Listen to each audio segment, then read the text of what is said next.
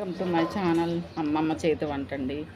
ఈరోజు మనమ్మ చేయబోయే రెసిపీ పేరు చల్లమిరపకాయలు ఏ విధంగా చేయాలో అప్పటికప్పుడు చేసుకున్నవి చూపిస్తున్నారో అలా కాకుండా మనం చల్లలోనే వేసి ఊరబెట్టుకోవాలండి.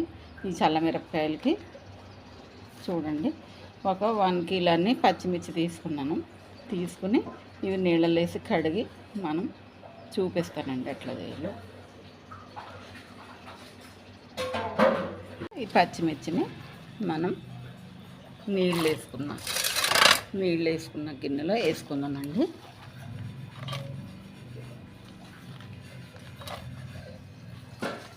ఇలా నీళ్ళలో వేసుకోవాలి. మిరపకాయలు ఫస్ట్ నీళ్ళలో వేసుకుని కడుక్కోవాలి.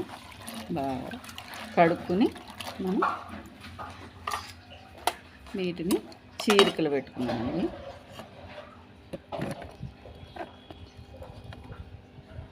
ఇలా పచ్చిమిర్చిని ఇలా చీరుకుందామండి. చూడండి, ఇది ఇలాగా నేను చూపిస్తున్నట్టు ఇలా మధ్యలోకి చీరుకోవాలండి. మధ్యలో చీరుకోవాలి.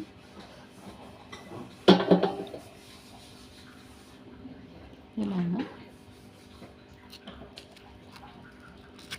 ఇలా పొడుగ్గా చీరుకోవాలండి.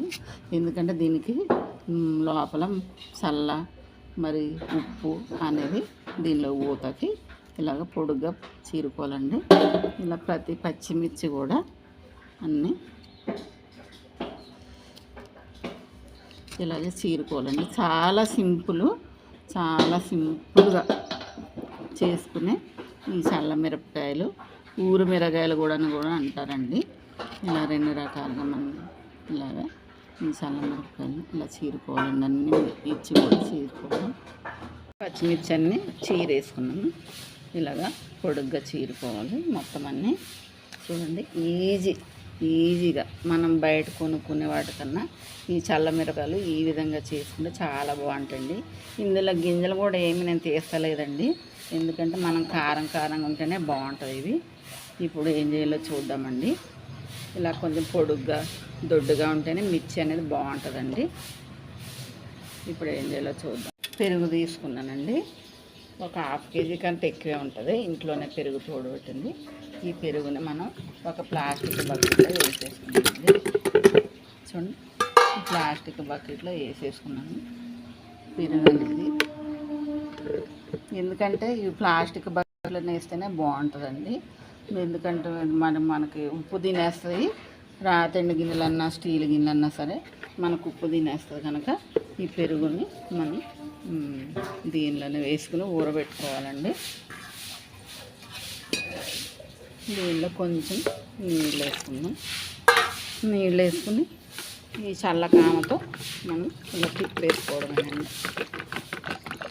పెరుగు మొత్తం గడ్డ మొత్తం పోయే వరకు పెరుగు అంతా ఇట్లా వేసేసుకుందాం. మీకు ఎక్కువ కనబడాలనుకుంటే ఒకవేళ ఈ చిన్న గిన్నెలోనే వేసి, మీకు కనబడతలేదనుకుంటే చిన్న గిన్నెలోనే వేసి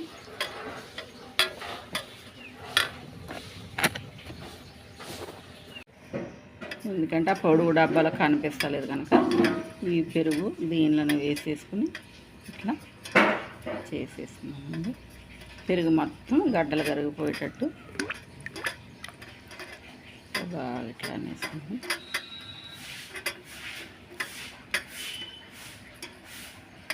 గడ్డలంతా కరిగిపోయింది కదా, గడ్డలు కరిగిపోయిందండి పెరుగు.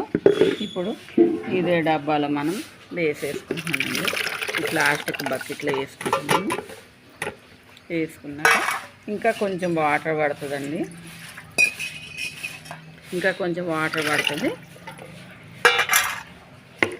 బాగా కలుపుకొని ఇదంతా మనం ఇలా కలుపుకున్నాం కదా, వాటర్ ఎక్కువ లేదండి, కొంచెమే చిక్కగా ఉంటేనే కాస్త పెరుగు అనేది మనకి మిర్చికి బాగా పడుతుంది. ఇప్పుడు ఇదిగోనండి ఒక 1/2 కిలో అంతా కళ్ళు ఉప్పేస్తున్నానండి. 1/2 కిలో అంతా కళ్ళు ఉప్పేసాను. కొంచెం అన్నీ మెంతులు తీసుకున్నానండి. మెంతులు వేసుకున్నానండి. పసుపు, ఈ మెంతులు కూడా బాగా వేసి కలుపుకోవాలండి. ఇదే కరిగిపోతుంది, మనం అసలు కొంచెం ఇట్లా కలుపుకుంటే బాగుంటుంది. ఇట్లా కలుపుకున్నాం కదా,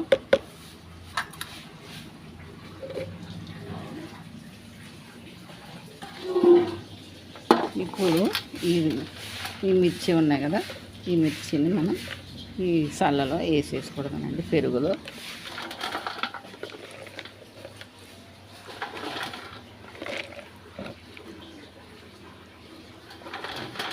మొత్తం మిర్చి మొత్తం కరెక్ట్గా సరిపోతుందండి కొలతలు. ఇవన్నీ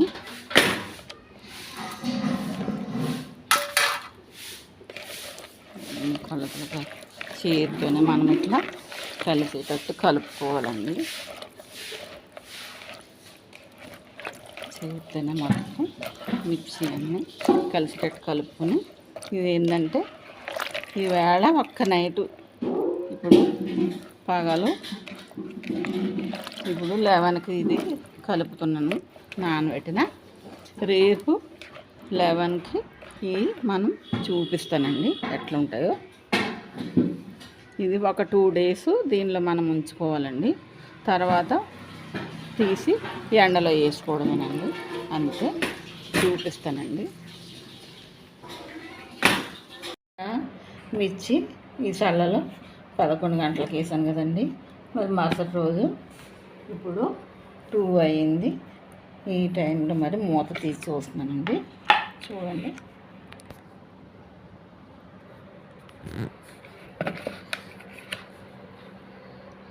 ఈ విధంగా మజ్జిగ చక్కగా పట్టిందండి మిరపకాయలకి. మళ్ళీ మనం ఇలా కలుపుకుందాం. చూడండి,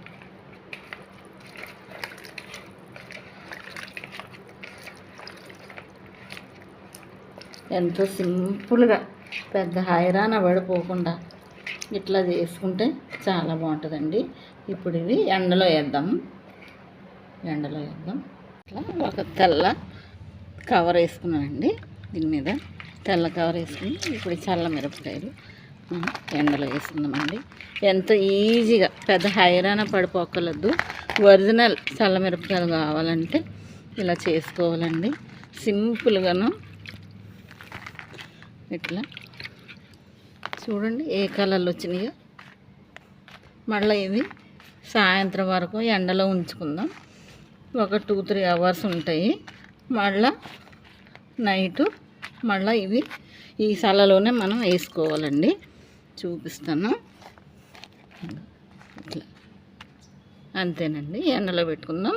మళ్ళీ ఈవినింగ్ చూడండి, ఒక్క పూట మధ్యాహ్నం నుండి ఎండలో పెట్టిన ఇట్లా అయినాయి. ఇట్లా కొంచెం ఈ కలర్లో వచ్చినాయి కదా.